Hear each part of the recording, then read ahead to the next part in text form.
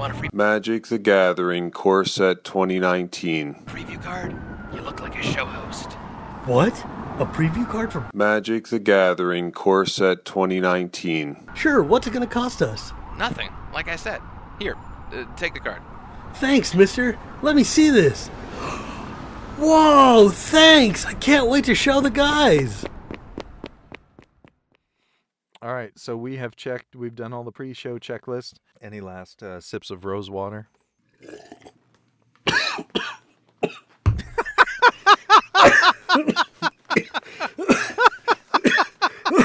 Hoisted on my own petard. Try to be clever and just end up drowning. That was brilliant. I'm Phil DeLuca. And I'm Shivam Putt. And we are Commanderin.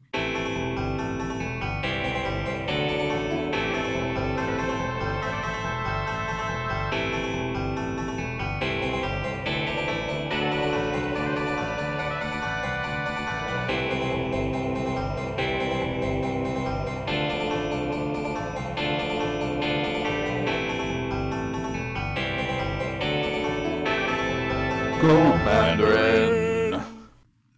Remind me never to get too clever for myself next time. That was hilarious. Hilarious. Thanks for listening, everybody.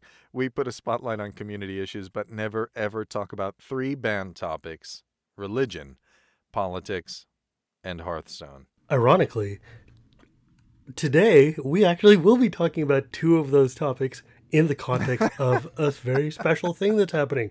What special thing is that? We got an M19 preview card. We got this preview card for free from Wizards of the Coast. And it's pretty darn political, no lie. It really is political. Wizards continues to give us preview cards. We're extremely grateful. They've given us some really cool ones, and this one's really cool. Yeah, this is a really neat card, and once again, just so that everybody knows, Wizards of the Coast has given this to us for no cost at all. Our listeners are like, what the heck is going on with the preview cards recently? Why do they have to say they're free? Turns out there's a law. Yeah, as it happens, you might have noticed other content creators are also doing things like saying, Wizards has given us this card. That's because there's a law, and it turns out we all like to follow the law. So everybody's clear now. We didn't pay for this card, and Wizards didn't pay us for this card. Nothing. No money exchanged hands. Goodness gracious. Listeners, if you want to know how you can help the show, the best thing you can do is share the show with your friend. Every podcast player at this point has a way to send a link to your friends. So please, it really helps us if you send that link to your friends, if you tweet it, if you Facebook post it, if you take a screenshot and then Instagram it, that would be really cool. And then don't forget to tag us. So we would appreciate it if you did that. If you don't want to do that and you just sort of want to be a little bit more passive, that's fine. Go rate us wherever it is you get your podcast from. Leave comments. Tell us what you think of the show, good or bad. Any kind of comment or positive rating actually increases our exposure to a whole bunch of people who should be putting us in their ear holes. And if you want to financially support the show, which we greatly appreciate, visit patreon.com/commanderin.mtg or go to our PayPal link, which is at commanderin.mtg.com/donations. Sorry, I'm a little verklempt, listeners. You might hear me clearing my throat once in a while, or Shivam is coughing, and that's because we were laughing so hard before the show started. It's amazing we can talk at all, frankly. And for folks who are on YouTube, don't forget to visit us on YouTube. We're actually at youtube.com/c/Commanderin MTG Podcast. We have a full URL. How about that? It's pretty cool. And comment, rate, and subscribe if you would. Shivam, each week we call out our patrons, but this week I just haven't had time to pull out 3 names from our newest patrons. And so this week we're going to have to skip it, but we're very grateful to all of our patrons. And don't forget the first show we record after Vegas, Shivam, our Patron Hall of Fame, where we go through the list of our top patrons and just read whatever they've put in their name fields. Bonus point if you can make me laugh, which, let's be real, is not too hard to do, but you love hearing it and I love laughing, so let's make it happen. But yeah, with GP Vegas just around the corner from where we're recording, all of our time has gone into trying to set up to make it out there and have a great time. So we do Ask your forgiveness, patrons. One last thing about the patrons. If you are a new patron but want to have a funny name read out on the air, just make sure that when you sign up for patron, you change your name to something kind of weird. When we grab one of the patrons to call out and thank, you'll hear your name there. And again, bonus points if you make Shivam laugh. So we do have a patron contest, Shivam, and we put it off because of GP Vegas. Yeah. And so we have earned a reprieve, as it were, because 2 lucky patrons will participate in our next game show, which it looks like we're going to record in July. You must be an active patron of the show as of July 8th, and we'll look at what patron and PayPal. We had somebody write in and say, hey, what about PayPalers? Well, if you've donated by way of PayPal within the month or so before that, and you're one of our patrons there, that counts, and we'll be looking for submissions from you as well. And the patrons that we select will form a team and play against the 2 of us. And you should definitely send us why it should be you by sending us a 1-minute WAV file format, WAV. That's very important because we record in WAV and we assemble it all together.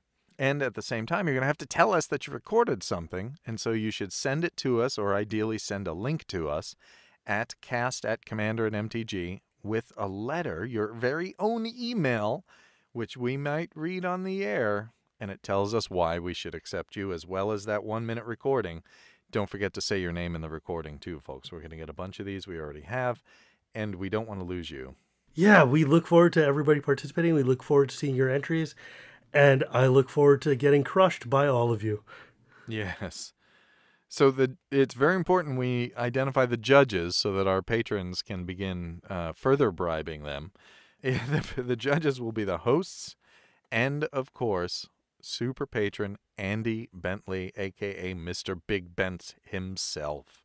We are going to select 2 patrons, all of us judges, and actual magic will happen as we record live with you and do this game show thing, and you'll probably beat the pants off of us. Not that we're going to roll or anything like that. We're going to try our hardest, but you know what, our listeners have heard us, Shivam.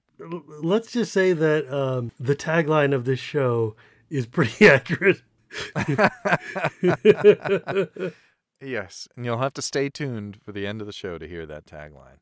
Now, enough of this. We've teased that we have a preview card. I think it's time we talked about our fantastic Magic Core Set 2019 preview card, which we received. What did we pay for it again, Shivam? I believe it was the high cost of free. That's right. You know, Phil, I got to read the last preview card, so why don't you take this one? All right. After we do this preview card, folks, we will be wrapping it up just so you know what to expect a little bit. Because we are actually the night before Vegas, and we have to get there. So, and the preview card for Magic Core Set is a really cool one. It does something I don't think any other card has done. It's really unique. It's called Suncleanser. For 1 and a white, you get a creature, human cleric, so let's hear it for Cleric Tribal. It's a 1/4, so it's got a big old butt, and that's because it does something crazy. When it enters the battlefield, you choose one of these 2 things. Remove all counters from target creature. It can't have counters put on it for as long as Suncleanser remains on the battlefield. Jeez. Like, right? You could stop there, and this would be an absurd card. But Right. wait, there's more. The other choice, ladies and gentlemen, for free when it enters the battlefield. Target opponent loses all counters. Target opponent, let me restate that. Target opponent loses all counters.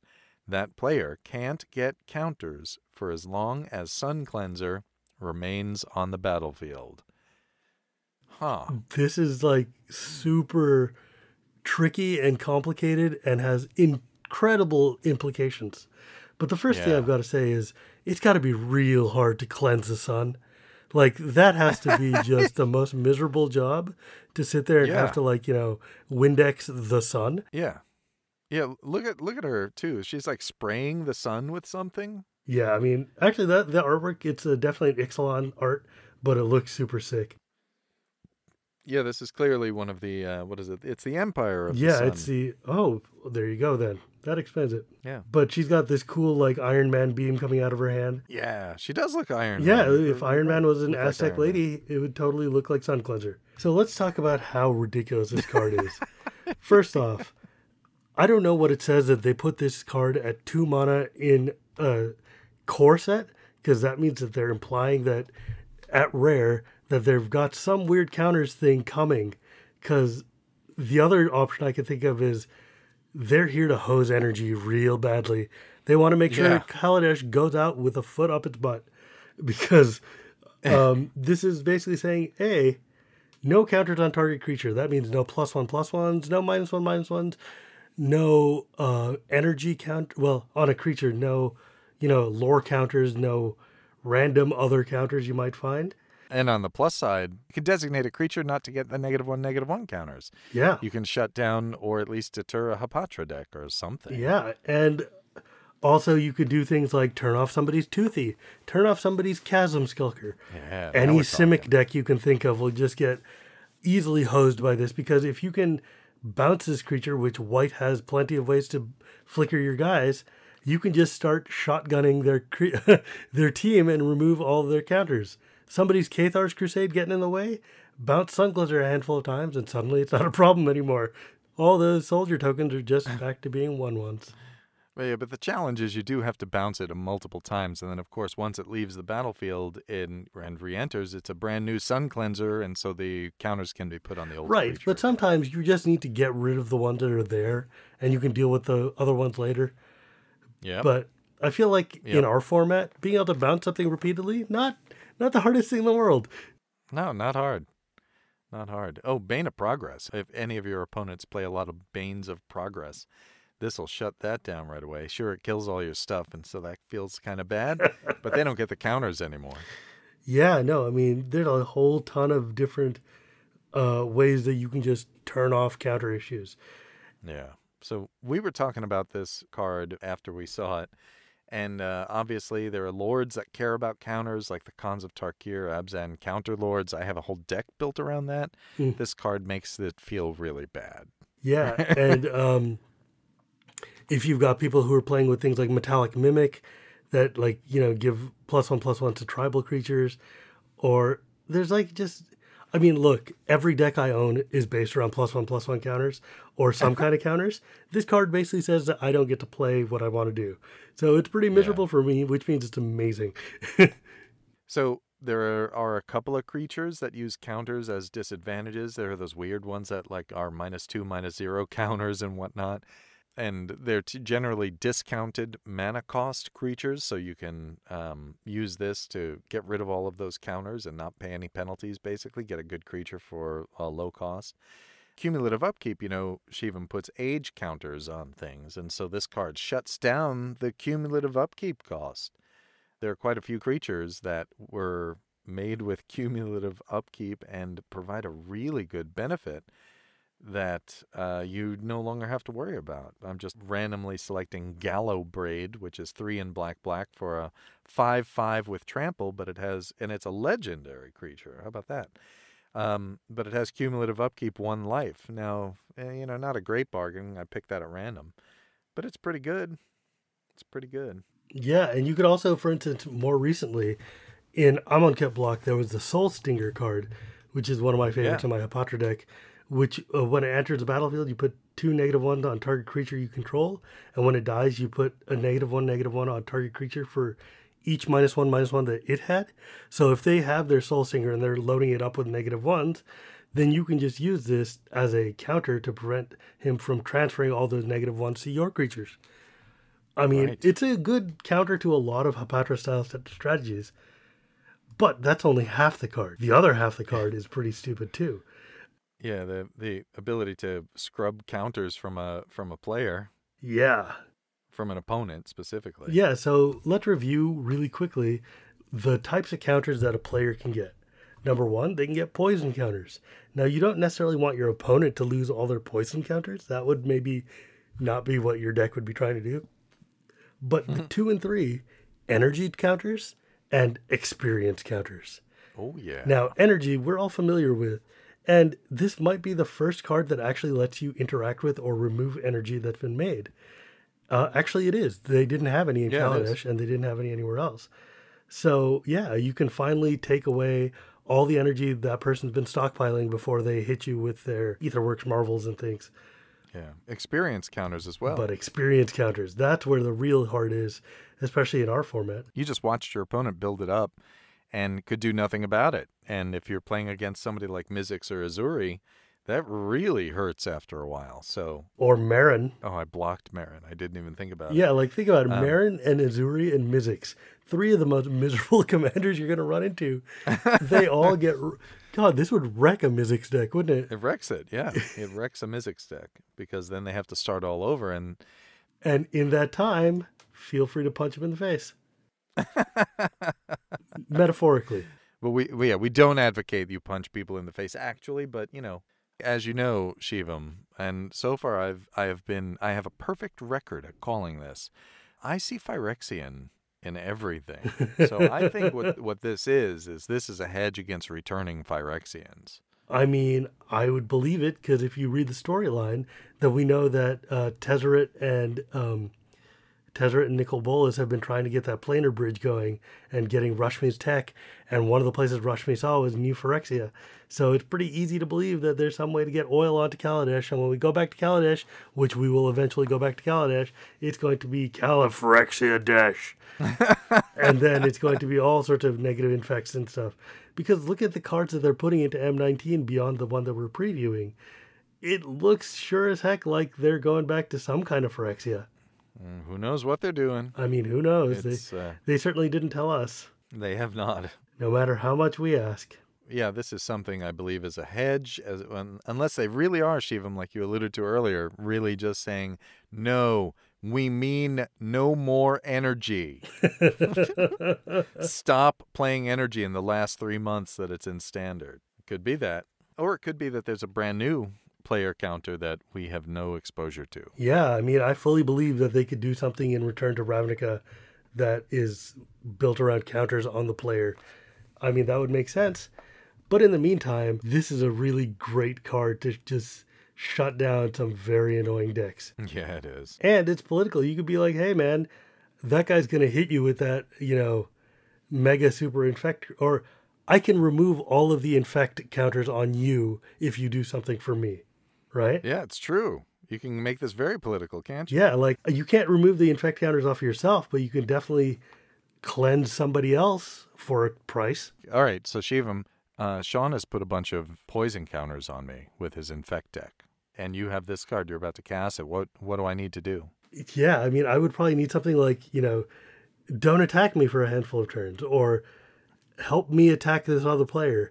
I mean, I don't know. This is like a really suddenly very interesting card to use in that situation. If I have like 9 poison counters, I won't attack you until Sean is exactly clear, is dealt with. And because this card also gives you that protection bubble, no more counters can be put on you for as long as it's there, which is absurd. Yeah. It's so good. Yeah, I mean, I'll take that. And it doesn't even say you, like, if you cleanse someone of infect counters, it also means they can't get experience or energy anyways. Yeah. Wow, this is ridiculous. Yeah, it just takes a Mizzix deck or a Marin deck and just breaks its knees. Or, Kraj or Grimgrin or any of these decks that do like counter shenanigans. Like you've all run into the decks that have the Sage of Hours guy from Theros that gives you extra turns when he gets 5 1/1 counters on him. Yeah. Yeah, wreck it. Oh, this is going to be fun. This is going to be a real neat card. I bet Craig Blanchett is going to hate this card. Oh, yeah. Are you kidding? It's called Cleanser. It just take the infection right out, man. They might as well call this card Bleach. It is a white card. Maybe they did consider that. Yeah. Because that's what it does, right? It just scrubs the card clean. Yeah. Leaves it shiny and new. And you're like, my tokens! And it's like, yeah, you could use those dice somewhere else. At some point, we're going to do a full-on set review of Magic Core Set 2019. We'll have Ethan on to explain how this card came to exist and whether or not the development name for it was Bleach. That's funny. I wonder if we'll see any instants or sorceries that do the same thing. Yeah, so far though, this looks like a really, really interesting card. And I look forward to seeing how it fits in both in M19 and in our Commander metas. Because as far as I can tell, in the right meta, this is like a must-include card. Yeah, absolutely. So, listeners, you'll have to tell us how you're going to use this card. Please let us know either by tweeting at us or going on Instagram and showing us with your board state once it's out, or going on Facebook or Twitter. We're facebook.com/CommanderandMTG, and on Twitter, of course, we're at CommanderandMTG. We want to hear what you're doing with it, so please tell us. Okay, so Shivam, we got to get moving because I have to finish packing for GP Vegas, and I want to get a good night's sleep because I'm driving, hopefully before the sun comes up. Good luck with that. How crazy is that? The only cleansing that's going to be happening is your irises from like the 10,000 degrees of desert sunlight. Yeah, and I'll be driving into the rising sun in the middle of the desert. Oh, God, what am I doing? You're going to Ixalan. No, I'm going to Almankit. It's definitely the hour of devastation. Yeah. All right, so listeners, you rock. Thanks for hanging out with us. It's a fun show, and we love hearing from you. Like somebody wrote in recently, and he listens to the show while he's cleaning office buildings. Like he owns a company that cleans office buildings, and he's one of the people. He goes in and he vacuums the floor if there's rugs, and he mops the floor if there isn't. We have a listener who sits and listens to us while counting traffic because his job is actually to click for whenever a car goes by. So all of these folks have written in to tell us their stories. You should write in as well and tell us yours. It's cast@commanderinmtg.com. That's our email. That's the best way to tell us stories. Or you can just tweet at us or whatever your social media is. And here, let's tell you how to contact us. You can reach us by going to our website, commanderinmtg.com. Our email is cast@commanderinmtg.com. You can find us on all of the social medias by searching for Commanderin MTG Podcast. This episode was edited by David Mitchell. Our theme song was created for the podcast by Nate Burgess. Our logo was created for the podcast by Mr. Picto with assistance from Kelly DeLuca. You can find more art from Mr. Picto by going to mrpicto.co.uk. Special thanks to tech whizzes Jessie, Thomson, and Graham Frank, and to Justin for the server space. Commanderin MTG Podcast is unofficial fan content permitted under the fan content policy. It has not been approved or endorsed by Wizards. Portions of the materials used are property of Wizards of the Coast. Copyright Wizards of the Coast, LLC.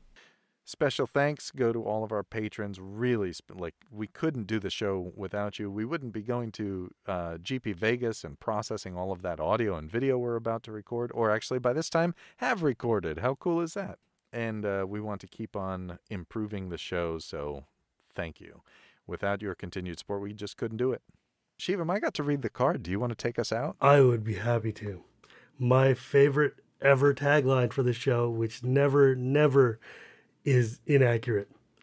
Commanderin, not always accurate, but always entertaining. Thanks for listening, everybody.